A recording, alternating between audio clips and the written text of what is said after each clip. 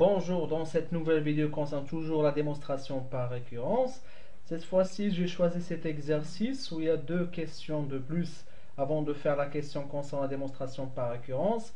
Là, on a une suite définie par V0 égale à 1 et Vn égale à 3 Vn moins 1 moins 2n plus 6 pour tout n supérieur ou égal à 1. Pour la première question, il faut aller calculer V1, V2 et V3. D'accord? Là, on a une suite qui est définie par sa forme de récurrence. Je vous rappelle que les suites, on a les suites qui sont définies par la forme de récurrence et les suites de forme explicite. Sinon, pour calculer V1, là, pour calculer le V1, il suffit tout simplement de remplacer le n ici par 1, le n ici par 1 et là aussi par 1. Du coup, j'aurai 3 V1 moins 1, ça sera 3V0, moins 2 fois 1, plus 6, égale 3 fois V0, donc ça fera 3 fois 1, moins 2, plus 6. Et on va trouver que c'est égal à 3 moins 2, ça fait 1, plus 6, ça fait 7. Maintenant, pour calculer V2. Donc pour calculer V2, il suffit de remplacer le n par 2. Je le remplace ici aussi, donc le n par 2, le n ici par 2.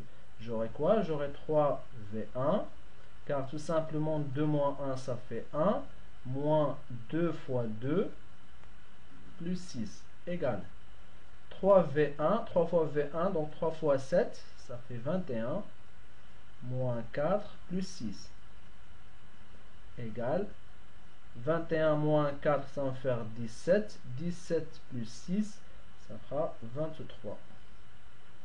V3. Pareil, là, je dois remplacer le n par 3 pour avoir le 3. Du coup, j'aurai 3 moins 2, ça fait 2. Pardon, 3 moins 1, ça fait 2. Égale 3 fois V2. V2, on l'a calculé ici. 3 fois 23, ça va faire 69. Moins 6 plus 6. Et moins 6 plus 6, ça fait 0. Du coup, on va se retrouver avec 69. Voilà pour la première question. D'accord? Pour la deuxième question, il fallait dire est-ce que la suite elle est arithmétique ou bien elle est géométrique. D'ailleurs, lorsqu'on voit ce genre de question, cela veut dire que la suite, ça va être ni arithmétique ni géométrique. Autrement dit, il faut prouver qu'il est ni arithmétique ni géométrique.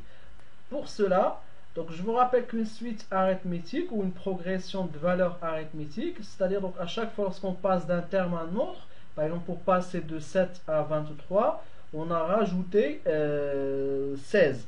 Et pour passer de 23 à 69, on a rajouté 46. Donc on voit déjà qu'en passant de là à là, on n'a pas gardé la même progression arithmétique. Donc du coup, il suffit tout simplement de faire, et on peut aussi utiliser le V0, d'accord? Donc là, on va faire V1 moins V0 égale 7 moins 1, ça fera 6, et V2 moins V1,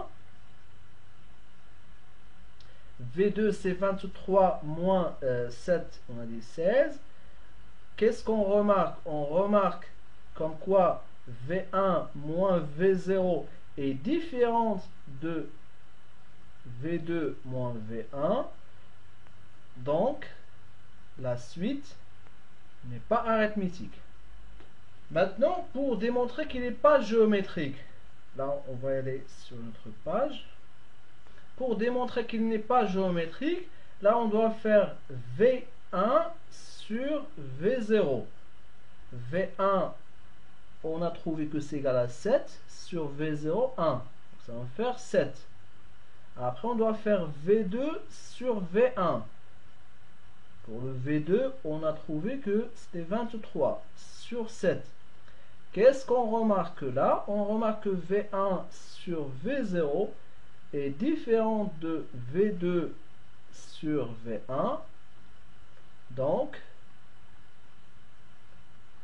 la suite n'est pas géométrique.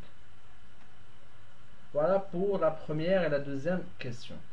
Passons maintenant à la troisième question. Montrer par récurrence que Vn est supérieur ou égal à n pour tout n supérieur ou égal à 0.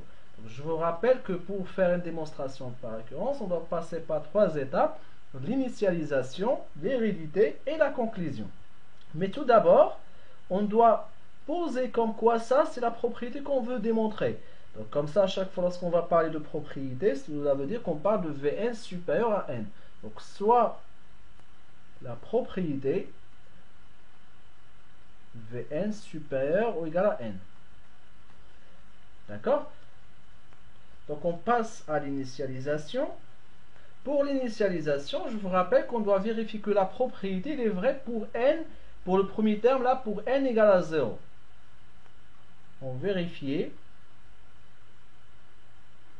on montre que la propriété est vraie pour n égale à 0.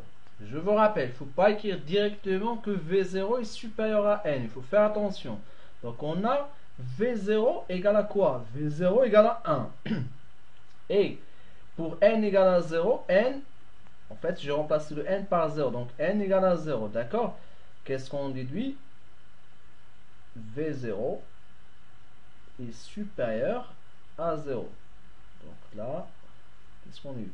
Donc la propriété est vraie pour n égale à 0.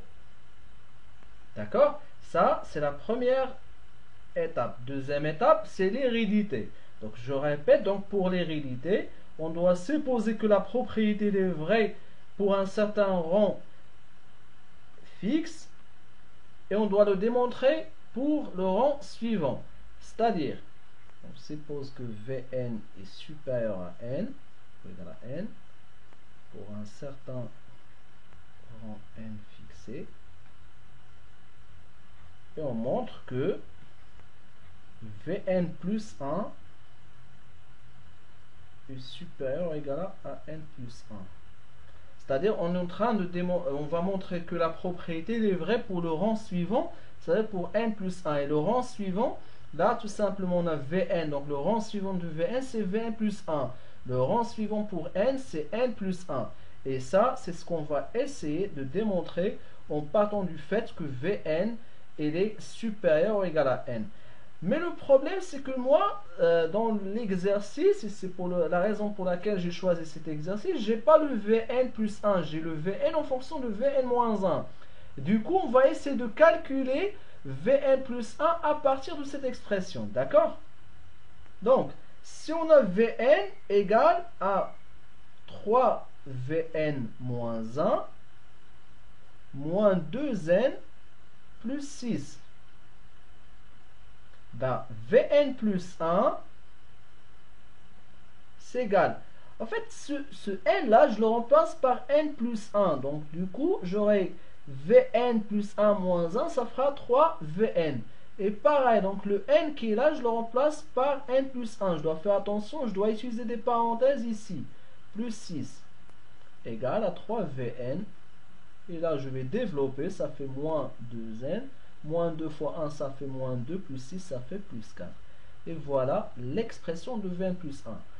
Maintenant, on doit démontrer que ce Vn plus 1 est supérieur à n plus 1. Sachant que, on sait que ce qu'on a supposé vrai, maintenant on doit l'utiliser. Je vous rappelle qu'au cours d'une démonstration par récurrence, ce qu'on suppose vrai, on doit l'utiliser. Sinon, on a un problème, ou bien il ne fallait pas utiliser donc la démonstration par récurrence. On sait que Vn est supérieur à n. Bah, on va faire un enchaînement. Là, je vais multiplier donc les deux côtés par 3. Après, je soustrais 2n. 3n moins 2n, ça fait n. Et après, je rajoute 4. 3Vn moins 2n plus 4 est supérieur à n plus 4. Et le n plus 4 est supérieur à n plus 1. Pourquoi? Parce que si je prends un entier, ou un nombre quelconque, plus 4, il va être plus grand qu'un nombre plus 1. Et ça, c'est quoi? Donc ça, tout ça, en fait, c'est Vn plus 1. D'accord? Je vais continuer donc ici, là. Donc, Vn plus 1 est supérieur ou égal à n plus 1. Voilà, c'est ce qu'il fallait démontrer. Maintenant, il me reste juste là à faire la conclusion. Donc, pour la conclusion, c'est facile. Je répète que l'initialisation et la conclusion sont faciles. C'est la partie la plus délicate, c'est l'hérédité. Mais sinon, si vous essayez donc de regarder toutes les vidéos qu'on a fait avant, je pense après il n'y aura pas de problème sur la démonstration par récurrence. Donc la propriété est vraie pour n égale à 0 et il est héréditaire par conséquent, ou bien donc Vn est supérieur ou égal à n pour tout n supérieur ou égal à 0. Fin de l'exercice. Voilà, j'espère que c'est clair pour cet exercice. Si vous avez des questions, n'hésitez pas à me laisser des commentaires sur cette vidéo. Sinon, si vous trouvez que cette vidéo était utile pour vous, vous n'hésitez pas donc à le partager avec vos amis. Et aussi, si vous voulez suivre la suite de nos cours, que soit concernant les suites ou bien les autres programmes, les autres cours du programme terminal, n'hésitez pas à s'abonner sur ma chaîne. Et je me reste à vous souhaiter bonne chance et bon courage et à la prochaine vidéo.